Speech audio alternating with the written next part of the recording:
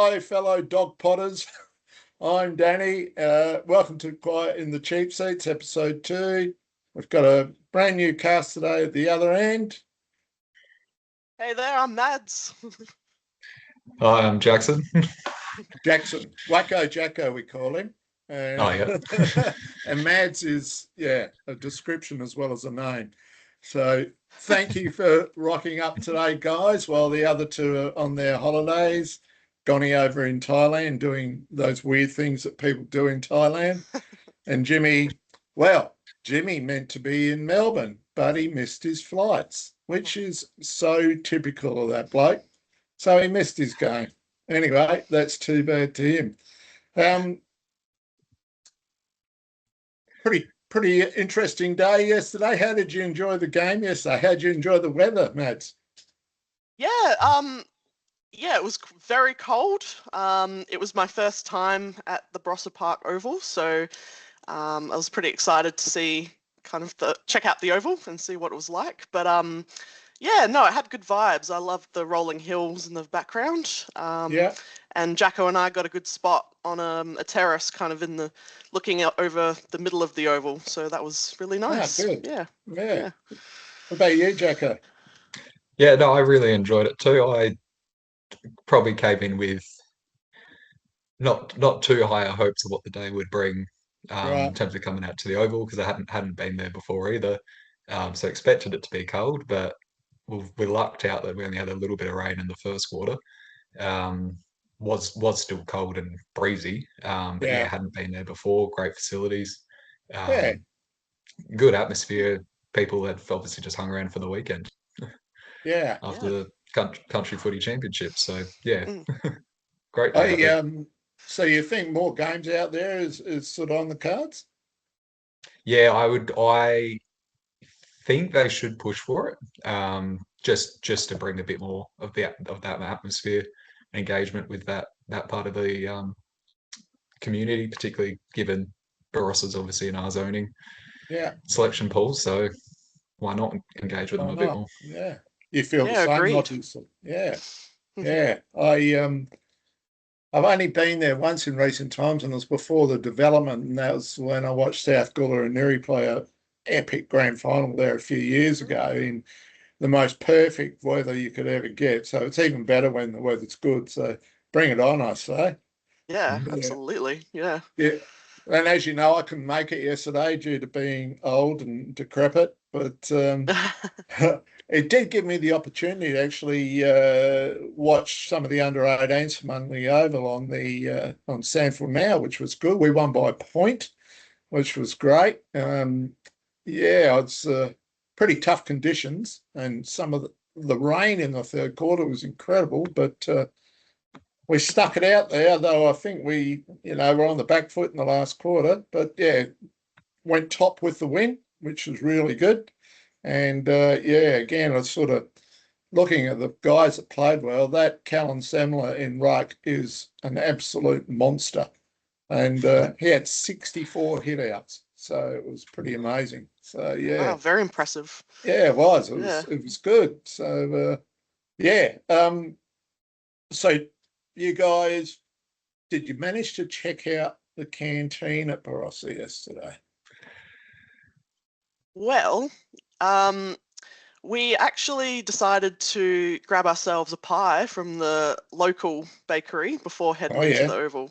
So that was very nice. But then, as we had never been to the Barossa Park Oval before, we wanted to check out the canteen as well. So Jacko and I decided to get ourselves a cheeky hot chocolate, which was very nice. Oh, yeah? Well, that's a bonus, isn't it? Yeah. But it seemed the menu had good variety, and they still had their barbecue. Special shout out, they had Farmers Union iced coffee, which was good, because I think a lot of ovals don't have it anymore. Not that I think fluoro milk is bad or anything, but it's nice to have options. So that was nice. Yeah. Old school Farmers Union, eh? Yeah, that's it. Unbeatable. That's it. Yeah. Farmers Union or it's nothing, mate. That's right. It. No, that's true. Well, that's good to see. I've spent a fair bit of time at the canteens in the Barossa at the local grounds, and the quality is pretty bloody good, I got to say.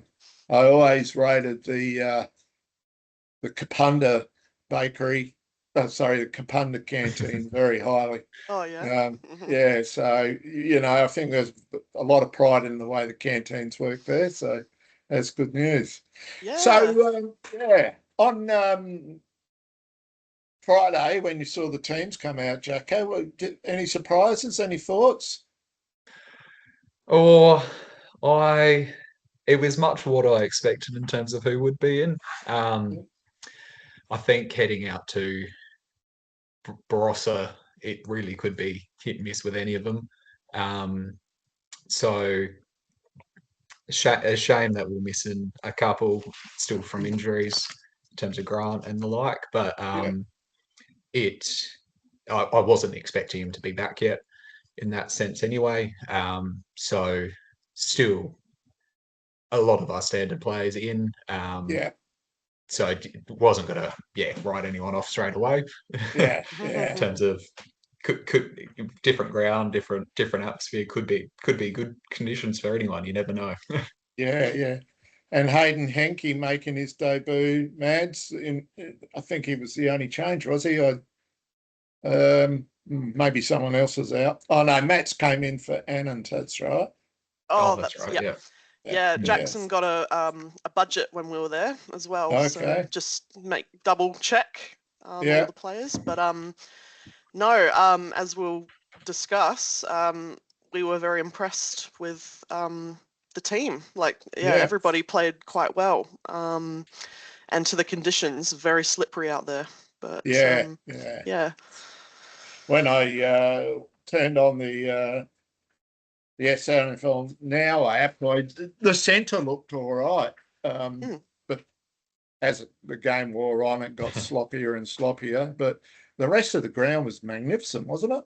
Yeah, it was fantastic. Yeah. Very slip and slide, but we like that to watch. So it's good. Makes for entertaining viewing. Yeah, that's it. You didn't go and walk out there, did you, Jacko? No, we didn't get onto the ground. But no, straight away as soon as we got to the oval, it was the sake of hang on, it's been wet, and this has been played on all day long, all day yesterday as well. Looked fine. Obviously, as the game went on a bit, it did get sloppier, but which sort of seemed around walked around the outside. Was quite wet and sloppier on the perimeter, but seemed to keep the centre pretty nice and tidy. Yeah, no, they've done a fantastic job. It used to have all weird slopes on it and strange shape, but they did have big Aleppo pine trees around the other side for years. They're massive old trees, but they cut them all down. And I don't know, it's sort of a shame, but also probably lets the sun in on a cold winter's day. So, 6 of one, half and other than the other, I suppose. So, Matt, the game kicks off. South are going with what seemed like a pretty strong breeze, maybe 3 goals, something like that. Yeah, but, we were pretty taken aback, I think, Jacko and I. The first goal kicked by Centrals. A promising start. We're hoping to keep that momentum going, and and we kicked another one in that first quarter as well. So that was good to see. Kept South goalless, which is a good effort against such a wind, isn't it? That's right. Yeah. Sets up the whole game. Exactly, and we were just hoping that they could keep that momentum going. Yeah. Any highlights for you in that first quarter there, Mads or Jacko? For me, I think it was the first kick. I think it was Josh Fahy that kicked that one. Great goal. Yeah, excellent. Just on the spin there. So that was very good to see. And luckily for Jacko and I, we escaped the rain in time in that quarter as well. So very good to see. Yeah. It was a good omen. What about you, Jacko? Any highlights there in the first quarter? What'd you think? I think highlights of the first quarter, I think just in general, in terms of how we had been playing across board, it was good to see that we weren't succumbing to the weather as much as I would have thought. Yeah. Because it was quite the strongest breezes were definitely in that first quarter, on and off with the rain. So bracing for potentially a lot of slop, but started picking up ground balls reasonably well. Obviously weren't finest finding targets, but we're still making the most of what we had opportunity wise. And then to come out with the first goal, it was the sake of hang on, we're not used to this. This is great. Sometimes we sit there wondering when that first goal's ever going to come. Sort of those games earlier in the season against Norwood. It was horrible. But anyway, I thought after the first sort of 5 minutes where it was even, we really got on top. Lots of pressure on them as they couldn't really carry the ball very well. Faye's goal was brilliant, and then Anzac ran down that other guy and got him holding the ball and kicked a goal as well. And I thought, well, this is looking good. Yeah. And sort of taking that couple of goal lead into quarter time, thinking, right, we got the win this next quarter, we're going to blow them away. And we did well, but we didn't have it all our own way in the second quarter, I don't think. I was expecting us to kick a few more, but we still managed to put 3 on the board, but we missed a few in that second quarter, Mads. We did, yes. As you said, I think pressure was still consistent in the second quarter, which was good to see. But unfortunately, yes, we were just shy of the big posts in a couple of kicks there. But that's all right. We still managed to build our confidence, I think, in that second quarter and keep pushing on, which was still good to see because, you're hoping that the first quarter wasn't just a one-off. So that was really good. And again, we kept our defence strong and left Panthers still goalless. So a bit of a repeat of the Freo Sydney kind of AFL game that's right. that week as well. So it was similar actually. I hadn't thought of that. Did you notice that, Jacko? No, definitely. I think we were both saying to ourselves as long as it's not a repeat of the Freo game. But I found that we came out with consistent, I guess, momentum and willingness to actually keep going at it. Because often you get a bit of a lead going, and then sometimes they switch off for a bit because they're like, okay, well, hang on, Panthers aren't playing that well. We can let it slide a bit, but no, we've consistently kept at it that second quarter, and it was the sake of, okay, well, good guys, you're keeping up some momentum, and they started by the second quarter to find targets a lot easier. But still had a lot of pressure in terms of when the ball did switch over. They've always had someone in front of the ball by then. So we're getting a lot of turnovers a fair bit easier than we normally do. We were turning the ball over a lot. I mean, so when I say that, we were forcing them to turn the ball over a lot. I was keeping an eye on the stats as we were going, and in the first half, it said that we only had like 42% of the possession, which was a bit surprising, really. But and there were some weird stats all day long. I'll come on to them in a little while, but I thought in that second quarter, we missed some goals. I think they struggled to get a bit of a handle on the breeze. You could see the ball swing across the goal face when people taking set shots, everything being pushed to the sort of outside there at the I think it's what would it be, the eastern end. But the backs were really, really good to really hold out south. And for Billy Oles in the second quarter was brilliant, along with Luca, who was great in the first quarter. But what was really noticeable was the domination we had in the ruck with Matts and Tompkinson really dominating their ruckman and giving us first use. But the stats, again, don't suggest that. So was all a bit odd. So yeah, that was great news. And what was the score there? 5-7 to 2 points at half time. So Yeah. I guess that sort of shows Another the 3 goals dominance. kicked, yeah. Yeah, 3 goals, but I think it was like 5 points or something, but something like that. Yeah, and look, Prez was bloody great around the packs. He was in everything. Magnificent. Yeah, it was sort of, I was thinking in these conditions, he's going to find it tough to play the game out, but as we'll discuss, he just kept going. They mentioned on the TV that was South's lowest ever halftime score since 1973. 2 points. Yeah, which doesn't surprise me. Yeah. Yeah. I suppose you can't go too much lower. No. So, you know, good to have a break at halftime. It's probably when you got your hot chocolate and warmed up a bit. And that's right. Yep. feeling confident going in the second half. And I think we showed it again in the second half, Jacko. Yeah, came out strong again, sort of thinking that we might switch off a bit, and we're battling the wind again second half, but have come out with just as much attitude to actually want to play, and ran at it and kept with our momentum, jumping in front, getting the balls, kicking a fair few goals, and it was, I think it was surprising because coming from a fair margin up at that point, by our standards, it was the sake of, okay, well, good, we're willing to, we need to increase this margin, we need percentage on the board, need a couple of wins, and yeah, just stopped all momentum in from South's ends, and kept at it, kept the pressure, kept the right ground balls. It was good. Yeah. What do you think, Mads? Yeah, I agree.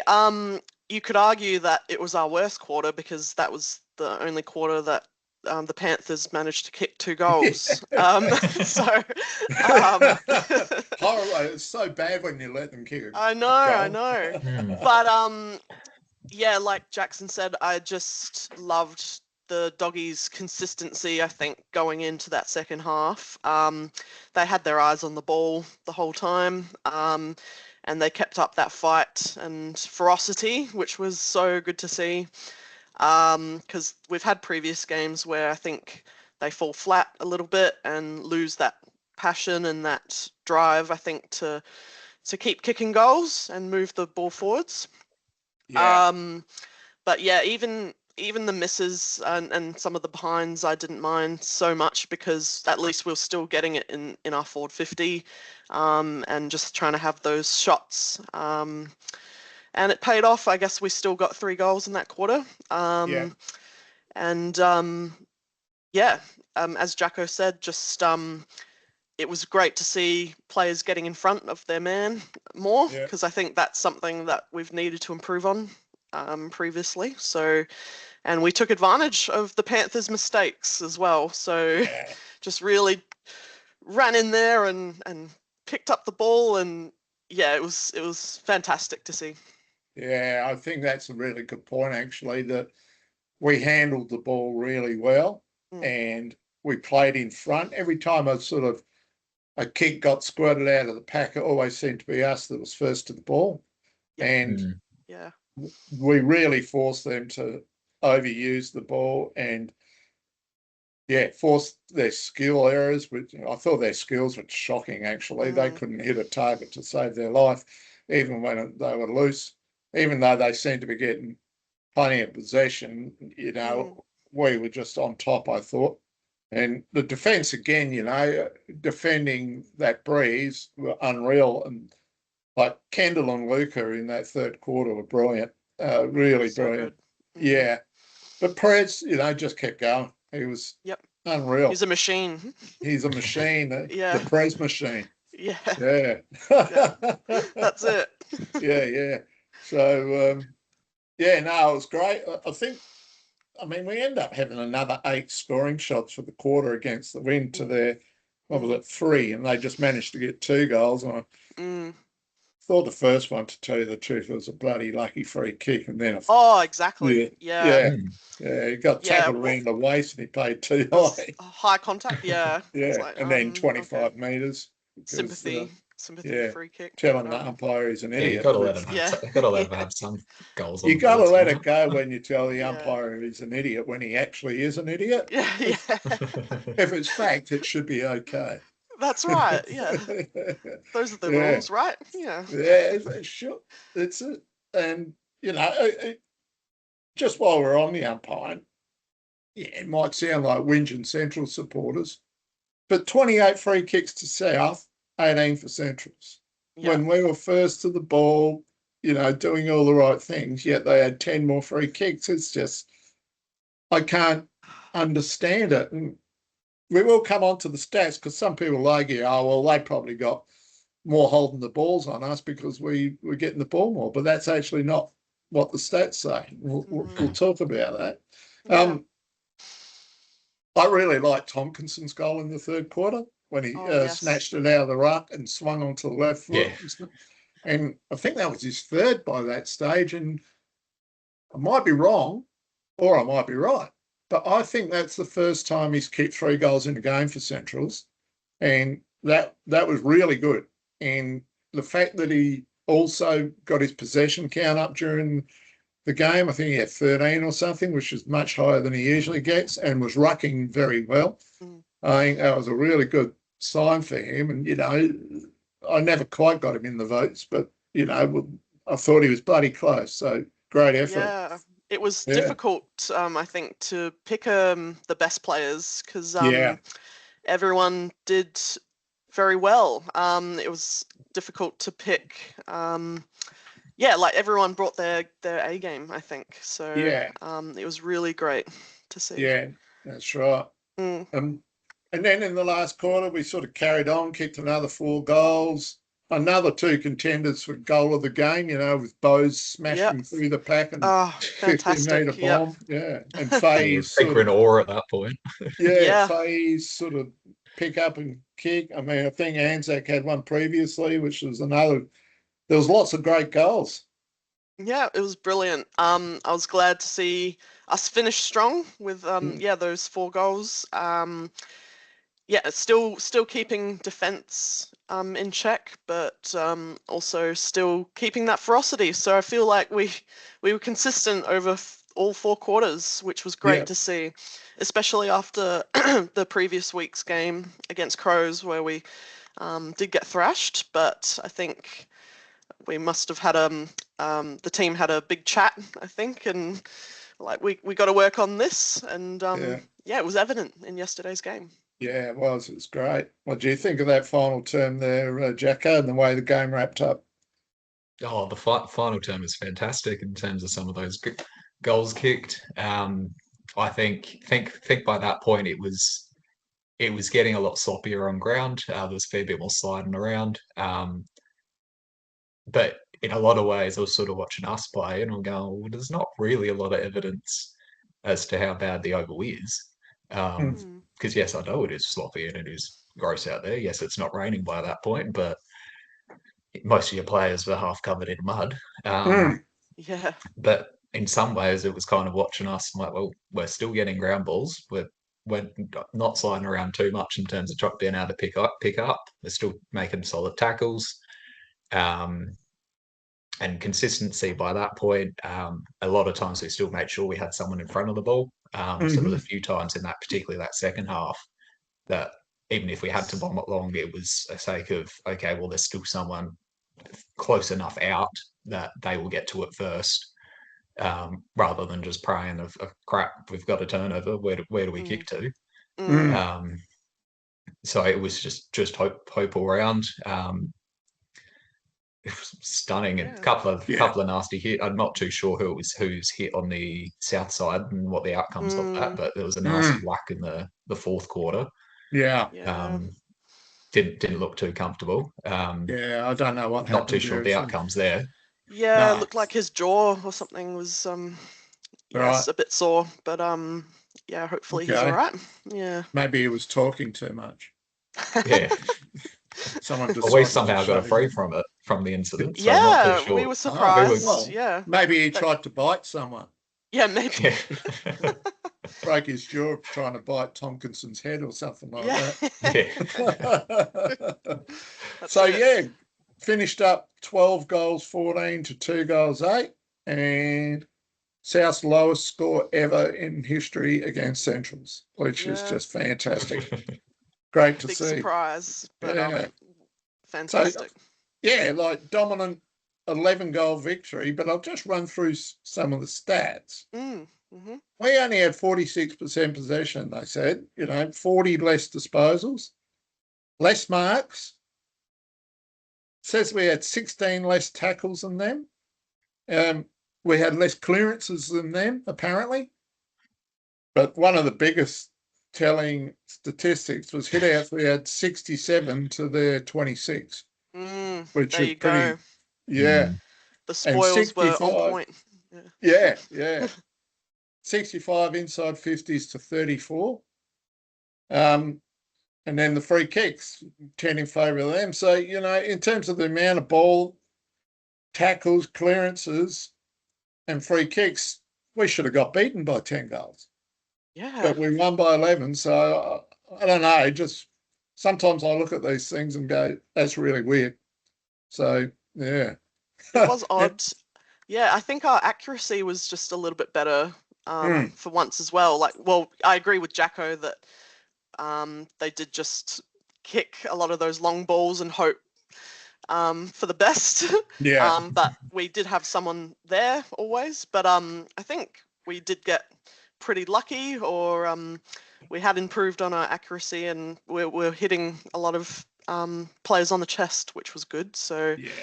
but yeah, no, odd stats. But Odd stats, yeah. yeah, glad it's not reflected in the outcome though.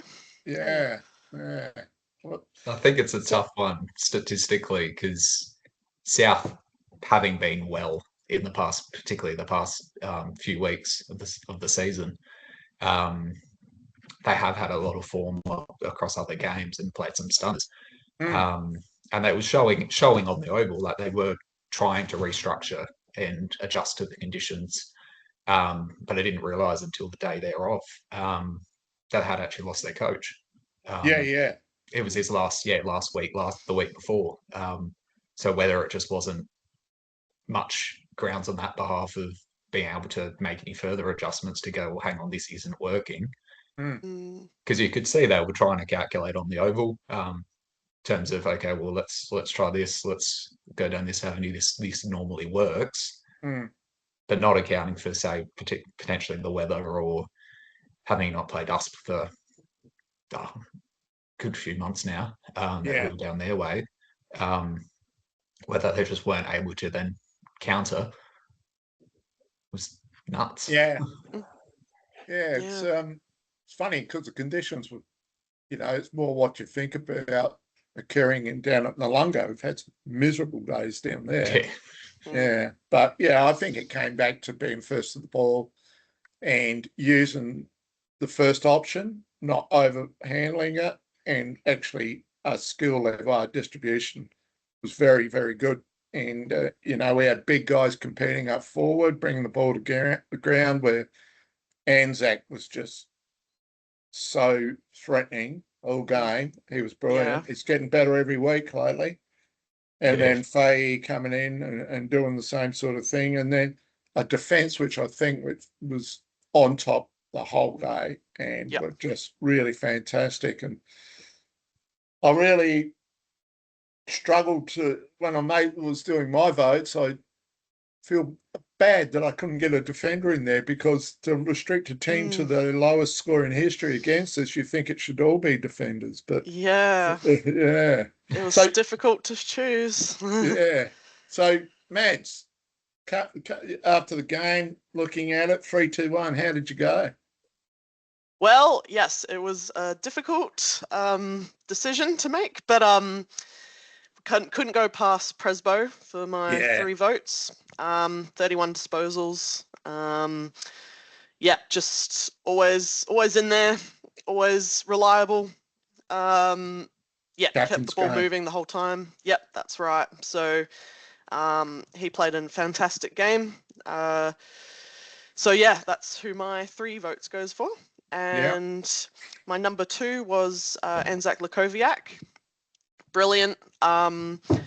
There were a couple of, yes, he got some good goals, but he was also good in the midfield, I think. And there were a couple of good fend-offs he did as well. So they were good to see. Yeah. And yeah, he's just fun to watch as well. He's so great. yeah, so he gets my 2 points. And my number 1 is Josh Fahey. Just some great goals kicked by him. Yeah. And it was good to see his confidence being built up. I think. And yeah, he was a standout, I think, in that game. So yeah, he gets my last vote. But like I said, it was a difficult decision because yeah, I think the whole team could get an honourable mention, to be honest. So yeah, Tompkinson and Bo Thomas, Luca Whitlam. Yeah, just all consistent, all really good. Yeah. Every time someone says Fahey, I always think of Mr. Fahey from Trailer Park Boys. Oh yeah. Isn't that guy the grubbiest guy in the world? Oh so man, funny. yeah. Mind you, Josh's doesn't hairdo fit. sort of. No, I won't go there. Jacko, where did you go with your votes? Yeah, like Mads, and I think you're probably very similar in that sense. I really struggled with the votes because all across board, I thought everyone was playing way better than as of late. So standout games for quite a lot of our players. That couldn't go past Presby for my number 3. He absolutely stunning across board, midfield, particularly in terms of some of the impact he had on ground. And then obviously forward line was having some good impact up there. And again, number 2 was also going to go Anzac. Cross board standout game for him. He puts on a bit of a show in a lot of ways. So a fair few, besides the goals on his front, a fair few just in the middle of the field was watching him run around and just going, okay, he's making a bit of impact for not necessarily turning it over into a scoring shot or something, but he is an impact player. Yeah, he was mucking around a fair bit, and it worked obviously in our favour a fair bit. And then for my 1 vote, I again had to go Faye. I think he had absolutely standout game for him, particularly that first half. I think I can't remember how many the distribution of the goals, but his first goal in particular, in the first quarter, start off with that. He had a ripper of a game. So he was consistent throughout the game, but I guess it was hard across choosing winners across the teams because we had quite a lot of scorers and winners in hitouts and tackles and just statistics everywhere. In that sense, it was quite a good distribution without, I guess, relying on a single player. So it was quite challenging to then go, okay, well, hang on, who do I reckon would be best on ground? And it's I think that the club, the coaches will probably look at that and be happiest that you could have picked 10 players in the votes and that it was a total team performance. Because as I said before, you keep a team to their lowest score in history against you, and no defenders get in the votes. I think maybe we should just have it like they have in the junior football where it says all played well, but we do have to do some votes, and so I'll put the screen up.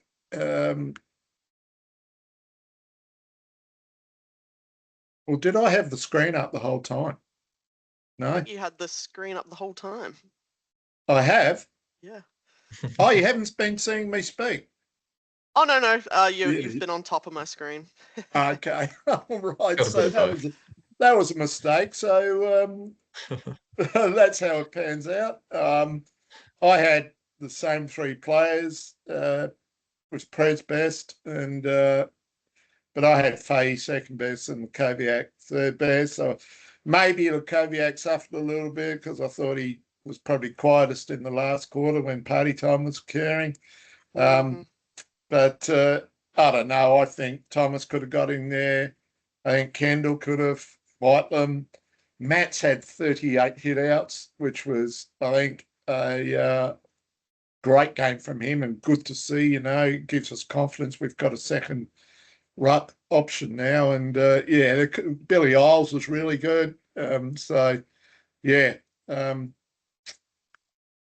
I'll stop sharing that now after everyone's been looking at it. I was trying to keep it as a surprise for everyone. But, that doesn't matter. That's all good. We're only new to this game after all. So, So, I actually just wanted to raise something which I found really strange.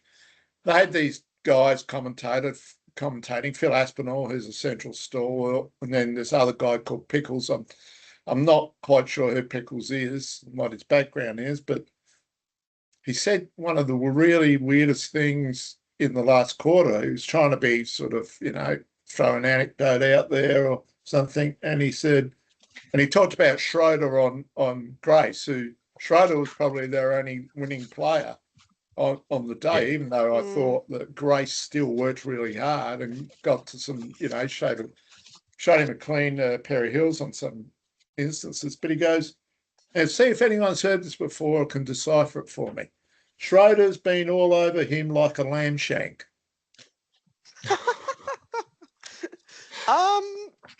No, I can't say that I'm familiar with that one. Yeah, that's a fresh one for me. Yeah. And I thought, well, maybe I'm just a bit naive, haven't got enough worldly experience. And I've been trying to decipher it, but I can't. It's just the weirdest thing ever. Yeah. Anyway, we'll start using that from now on. Or did he mean like wool on a lamb, maybe? And it just came out wrong? Yeah, that's an interesting one. It is. Yeah, so I don't know. We'll keep an eye on some of the other commentary we hear over time, and definitely some of the great calls that we hear from crowd. I mean, that one from Prospect the other week when the guy was referring to Mitch Harvey, who's a big fella with red hair, and he goes, "Look at this bloke, he looks like Uluru on legs." Yeah. Thought that was hilarious. Brilliant. That is going to go down in history. Go in the history books. Yeah, it is. Absolutely. I think it was an interesting one with a bit of a mix at the Oval in person, because a fair few people, I think, seemingly were neutral that were hanging around. So it wasn't really a rowdy crowd in that sense, and not having a lot of South fans to counter. So we didn't hear a lot of name calling. So don't have too much to report on the on the grounds commentary in that sense. You do. Just a lot of frustrated fans from South. Yeah. Right. Yeah. Were there many South people there? There was more than I expected.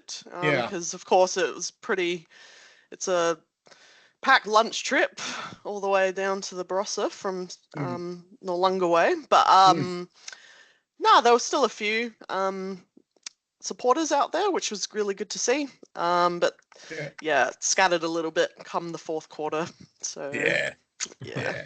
I noticed Southern Districts were playing straight after. So the Southern District zone is sort of South Adelaide's area, and that's probably one reason why they got a few extra fans.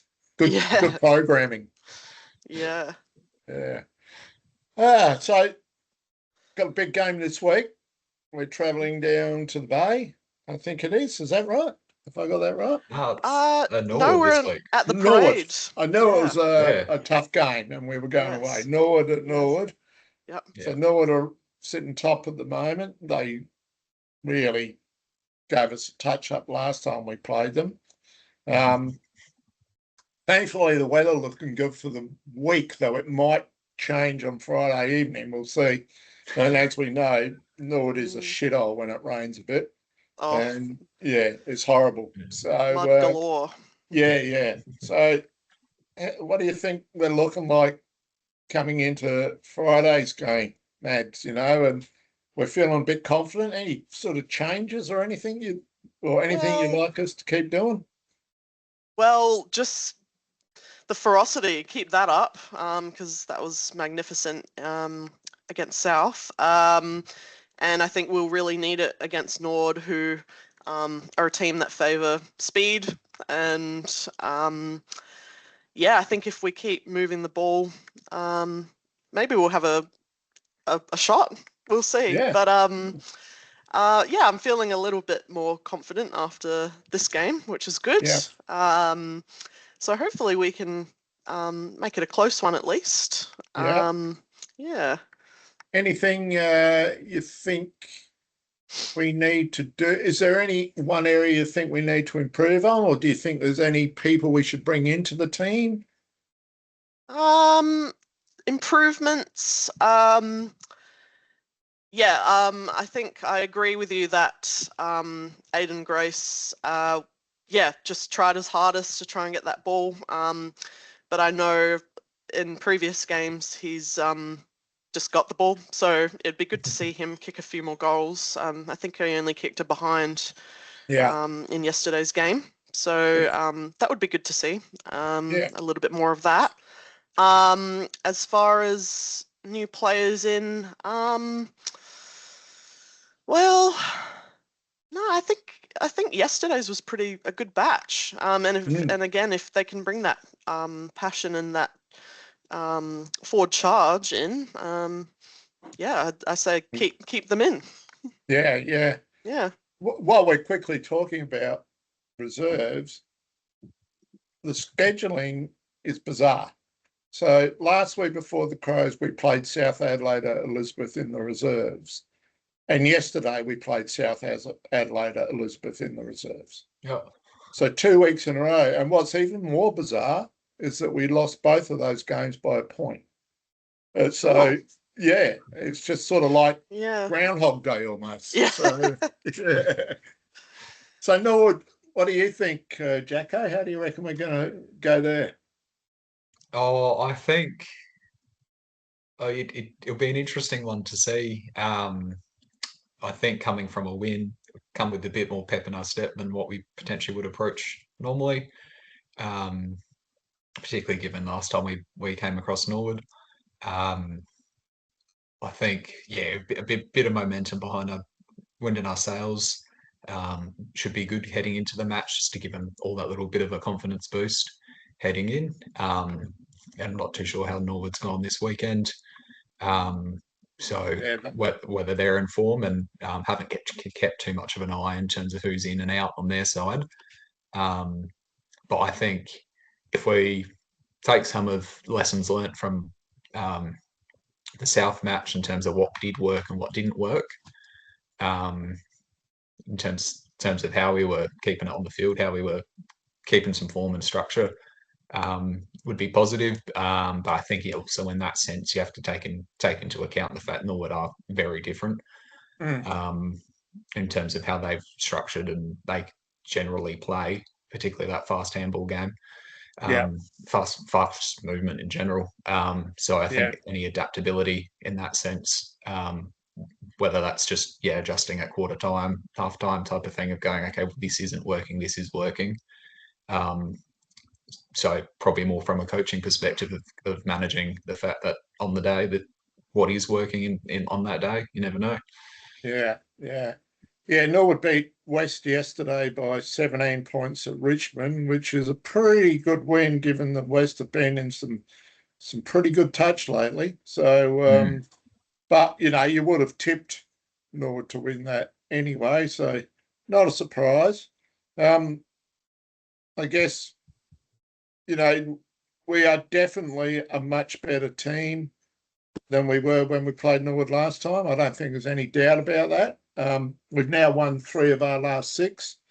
and lost close ones to the Eagles and Glenelg. It's only been the Crows, which was a bit of a blowout. But I think that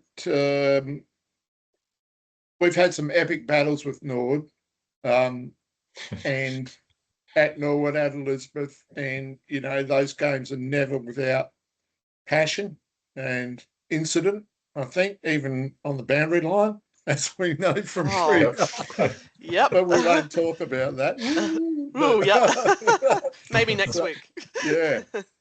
What I really liked looking at the reserve stats is that McCarty came back into the reserves yesterday and had 31 possessions, including 5 tackles and 10 clearances.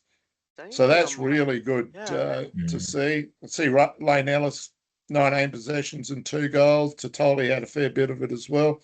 So, and Hamblin had another 20 possessions. So we're starting to see pressure being put on the league team from guys in the reserves who we know are pretty good players. So, and I think that's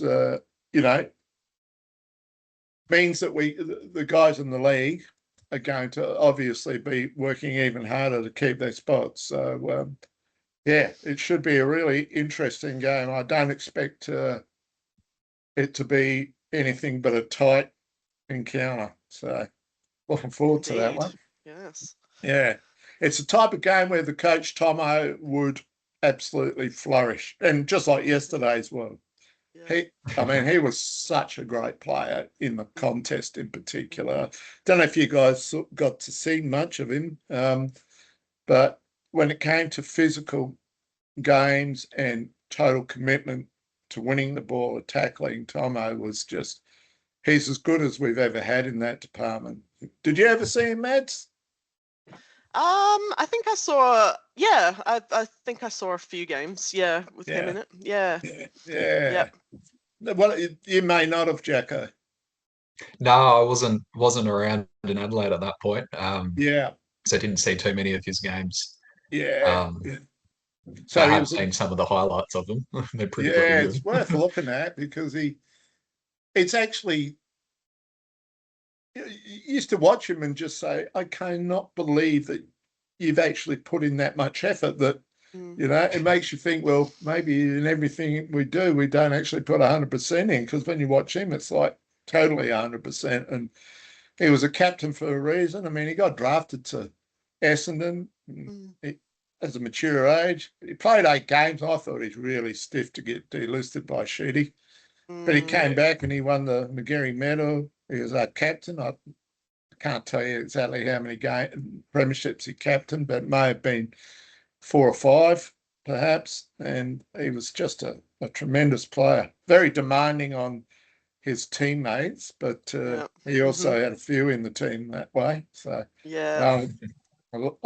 so I think he can get them up, and because he can set that example. He just needs to show highlights of himself. Eh? Yeah. Just watch these videos, and we'll be good. Yep. Yeah. Here's our benchmark of what we need to be doing. Yeah. Exactly.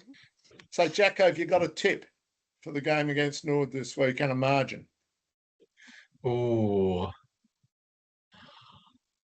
I reckon. I'm bloody hoping it's going to be a close one. I would be thinking. I think it, as much as it pains me to say, I reckon might come out with the Norwood win, but I reckon it will be less than a goal. All right.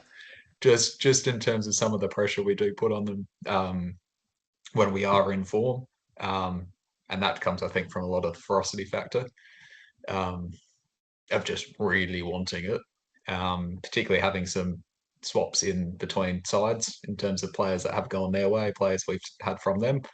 So a bit close to home, I think. So hoping it'll be a win for us, but I think it may come down to the single goal. So it'll probably be because of bad umpiring again. Of course. Oh, it's always the case. Out there, you know that. What about you, mates? Now that Jacko's made his last statement on this podcast and will never be invited back. you'd obviously have a different opinion, wouldn't you? Oh, of course. Yeah. I can't believe you, Jacko. What the hell? Yeah. No. No, what the hell? Yeah. No, I'm hoping for a close game as well. I reckon the margin might be 15. Is my 15 for the guess. Dogs? 15 for the Dogs. Yeah, I like it. That's what I want. Yeah. That's 6 points more than I was thinking, actually. I was thinking 9 for the Dogs. Okay. And yep. So, we're sort of all within 2 or 3 goals of each other. It's just that Jacko's swinging to the right instead of, our way. So, the correct side. Yeah. Anyway, well, I think we can bring it this week. I think it's going to be a tough one, I reckon, but I think we can stand up. We've got some big aggressive players who can do some damage, I reckon. Sure. Okay. I think we've pretty well run our time today. Thank you so much, the Young Brigade, for getting involved in the Cheap Seats podcast. You've done a great job, and tip my hat to you for braving the conditions out there at Lyndoch yesterday. And thank you very much for all your insights and comments today. And to everyone else, see you later, and go you Dogs. Go you Dogs. Go you Dogs.